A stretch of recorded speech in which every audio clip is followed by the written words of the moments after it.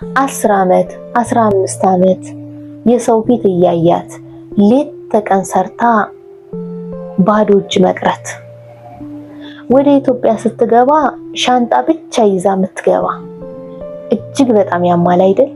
እስኪ ዛሬ የአብዛኛውን እህቶቻችንን የውስጥ ስብራት እናውራ።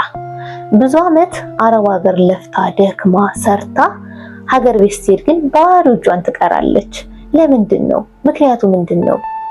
የሷ ነው ጥፋቱ ወይስ የቤተሰብ? የሷ ነው ወይስ ብር የሚቆጥብላት አካል? ዛሬ በሶስት ምክንያቶች አብዛኛውን እህቶቻችን እየተጎዱ ይገኛሉ። በእነዚህ ስህተቶች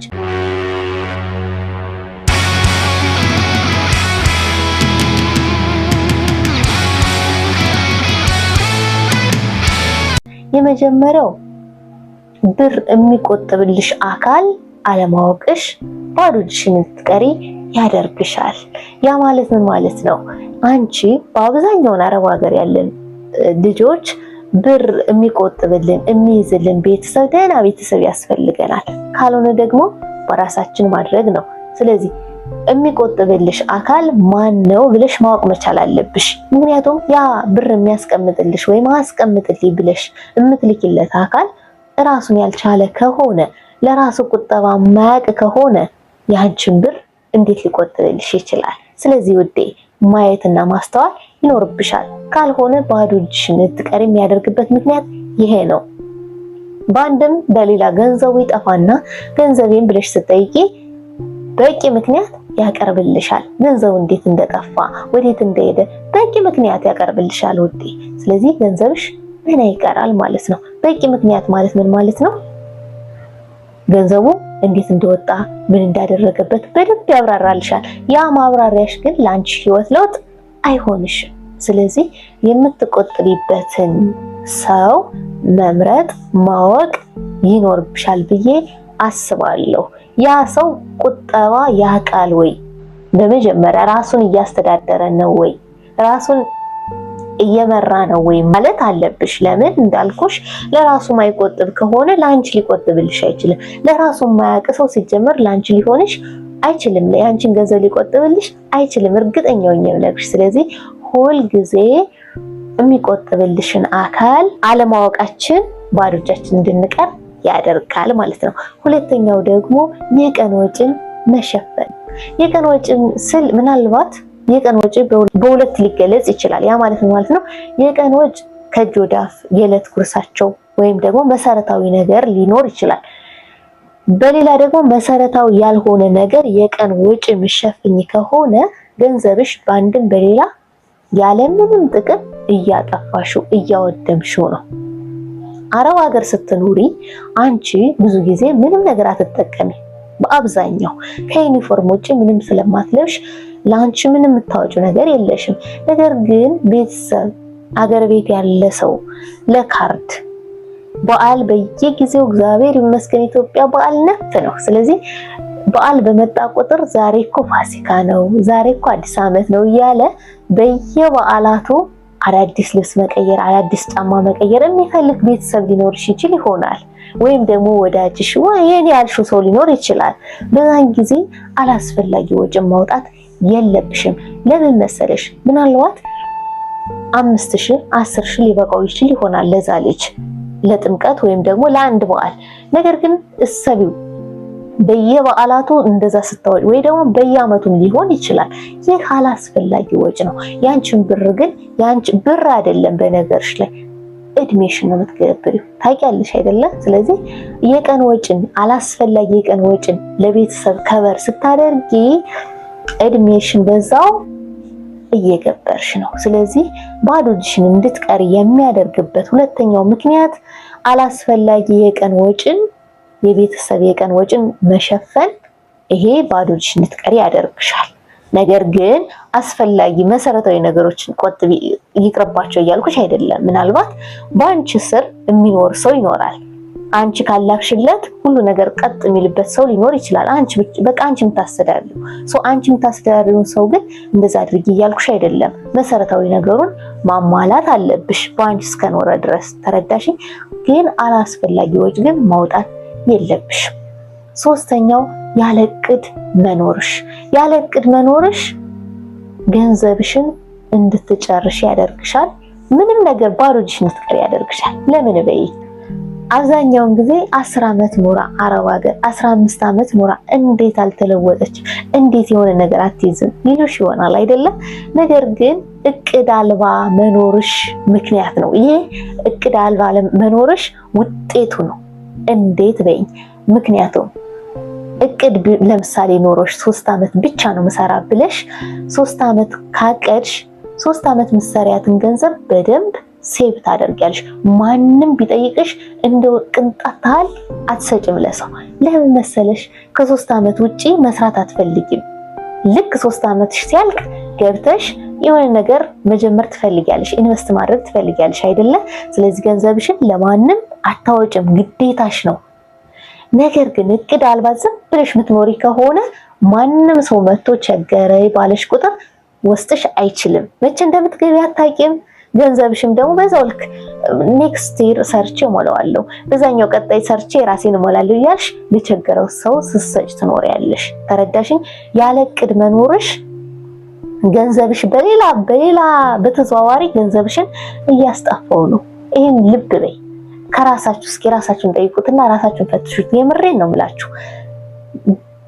ካልገደባችሁ በቃ የዛሬ ዓመት መግባት አለብኝ ብላችሁ ውስን ካላደረጋችሁ የዛሬ ዓመት የሆነ ሰው ሲጠይቅሽ ብር ትልኪያለሽ። ነገር ግን የዛሬ ዓመት እንደምትሄጂ ካወቅሽ ግን ታስቀምጫታለሽ ብርሽ። ተረዳሽ? ስለዚህ ያለ እቅድ መኖርሽ ባዶ እጅሽ እንድትቀሪ ያደርግሻል። ስለዚህ ከዚህ ቀጥዬ ደግሞ እንዴት ነው ታዲያ ባዶ እጅን እንዳልቀር ማድረግ ያለብኝ ነገር ምንድነው የሚለውን ወደ መፍትሄው እንሄዳለን። አብራችሁ ቆዩ። ታዲያ ባዶ እጅን እንዳልቀር ምን ማድረግ አለብኝ? እድሜን ገብሬ ጊዜን አጥፍቼ ብዙ ነገር መስዋዕት አድርጌ ባዶ እጅን እንዳልቀር ምን ማድረግ አለብኝ ትኝት ይሆናል።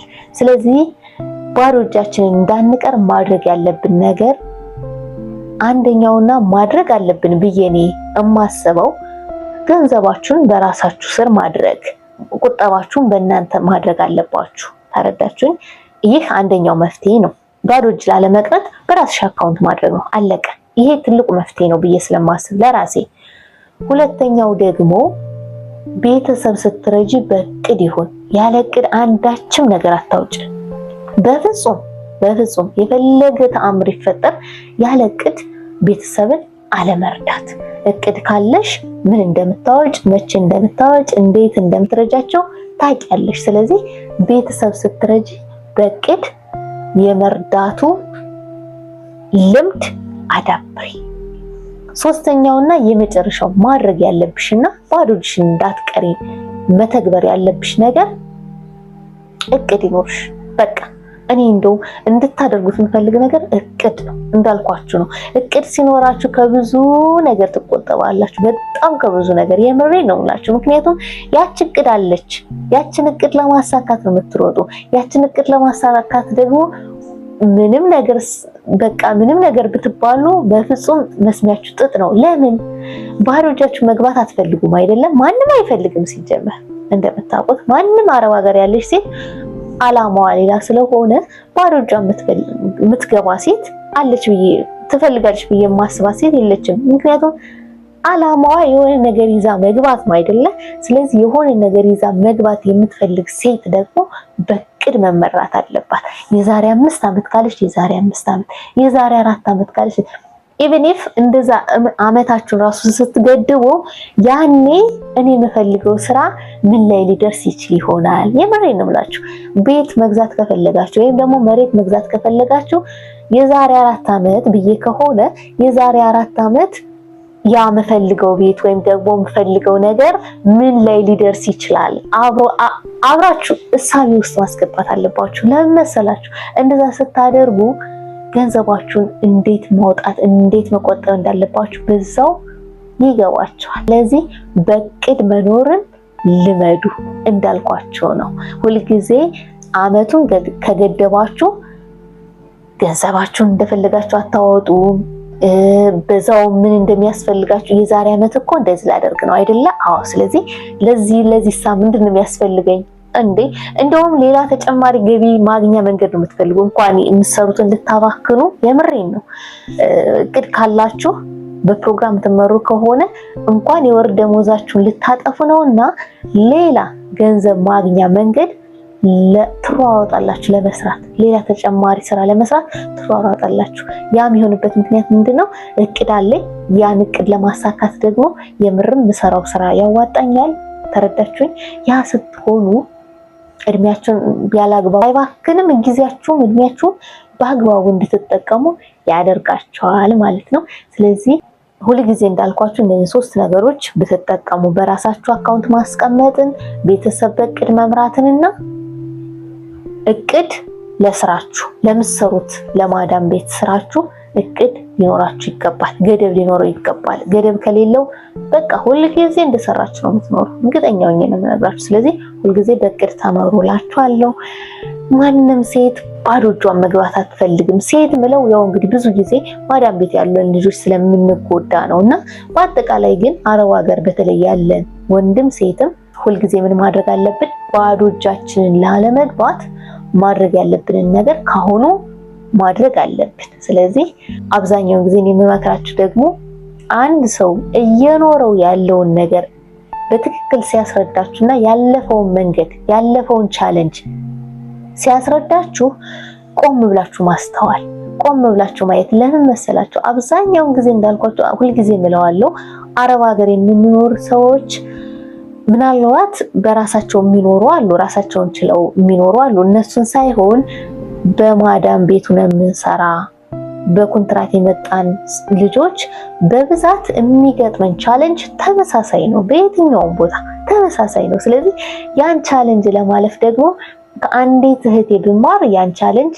አልፈዋለሁ፣ ምንም ሳይነካኝ በጥሩ ሁኔታ እሻገረዋለሁ። ስለዚህ ሁልጊዜ በቦታው ሆኖ ይሄን አታድርጉ፣ ይሄን አድርጉ፣ ይሄን ብታደርጉ ደግሞ የተሻለ ነው ብሎ ሲላችሁ የምርም የሚጠቅማችሁ ከሆነ ቆም ብላችሁ አይታችሁ ራሳችሁ አገናዝባችሁ በሰው ተመሩ ማለት አይደለም፣ ግን ሰው ያሳያችኋል፣ ይናገራል።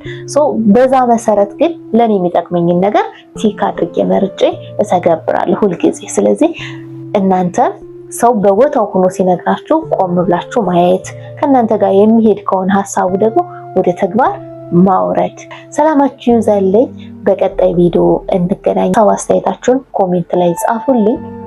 በተለይ ደግሞ በቁጠባ ወይም ደግሞ ብራችን እንዴት ማስቀመጥ አለብን ብላችሁ ልታስቡት ልትጨነቁ ትችሉ ይሆናል እና ያንንም ኮሜንት ላይ መወያየት እንችላለን ስለምንችል። ስለዚህ ኮሜንት ላይም ያላችሁን ሀሳብ አስተያየት ጻፉልኝ። በተረፈ ሰላማችሁ ይብዛልኝ።